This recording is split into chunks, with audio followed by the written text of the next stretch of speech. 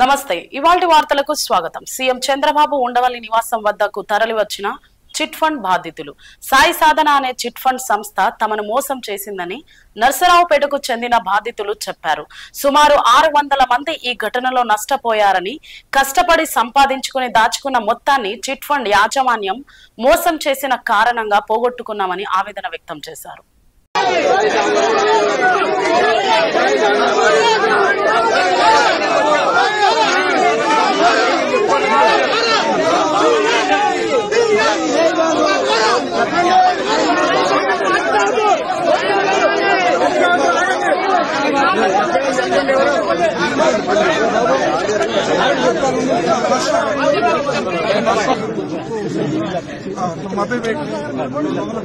అందరూ చాలా 1-2 కోట్ల పిల్లలు చదువుకున్నాడు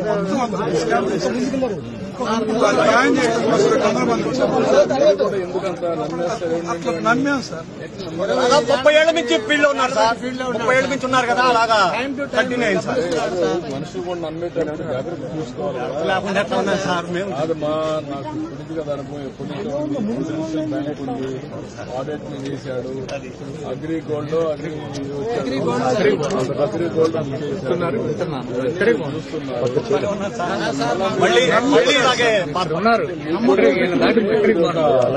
ఒక రోజు కష్టం వస్తున్నా ఒకడు మోసం చేశాడని తెలిసినా మళ్ళా టెంప్టేషన్, ఆ టెంప్టేషన్ తో తప్పులు చేస్తాం జీవితాలు। అతను ఎలాంటి నష్టాలు లేవు సార్, వాడుకుంటుంది మా వాడి ఏమైంది మోసం చేశాడు।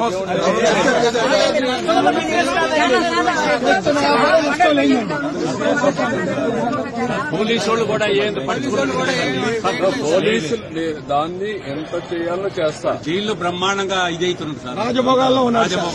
I will treat him properly, దాని గురించి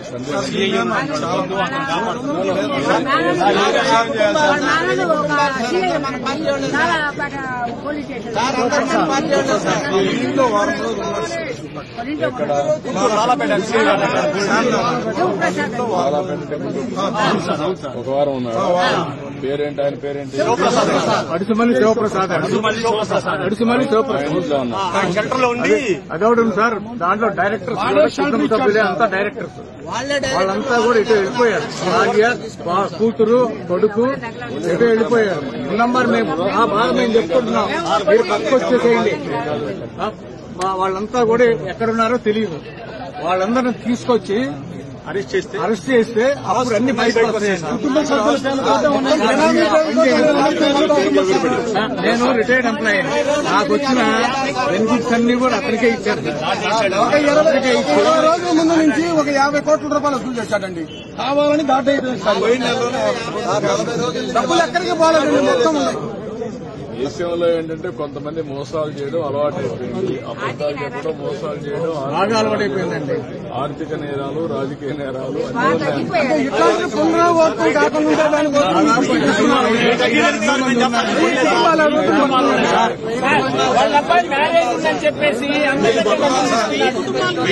కుటుంబాలు ఉన్నాయండి బాధితులు,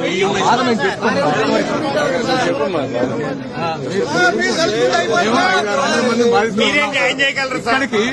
మీరే న్యాయం చేయగలరు? 200 మంది వచ్చారు, ఎవరు న్యాయం చేయలేదు సార్, మీరేం న్యాయం చేయగలరు? స్కూల్మేట్ సార్ నన్ను మోసం చేసి తెచ్చలేదు సార్, డబ్బు నా స్కూల్మేట్ సార్ పుల్లారావు, నేను 5 ఏళ్ల నుంచి స్నేహం చేస్తున్నాను ఆయనతో। మరి ఎట్లా నమ్మే అంటే ఏం చెప్తాను సార్, చీపీ పాటేసిన డబ్బులు కమిషన్ కాదు అంటే అతను నేచర్ ఎందుకు మాట్లాడాడు? ఎందుకు మాట్లాడంటే కూతురు, అల్లుడు, కొడుకు వచ్చేసి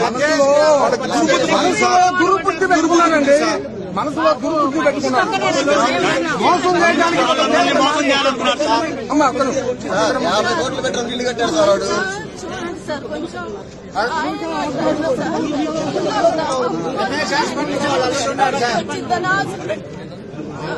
ధైర్యంగా ఉండి క్లియర్ చేస్తాం, ధైర్యంగా రమేష్ హాస్పిటల్లో 10% వాటా కొన్నాడని రూమర్ సార్। సార్ వాడనే డబ్బులు ఉంటాయి, బంగారం ఉంది, డైమండ్స్ ఉన్నాయి, అన్ని ఉంటాయి సార్। మీరు దాటేసి మా అందరినీ దారిలో పెట్టాలి సార్। ఎవ్రీ పై ఎక్కడున్నా సర్చ్ చేసి సార్ మీ పిల్లల కోసం అని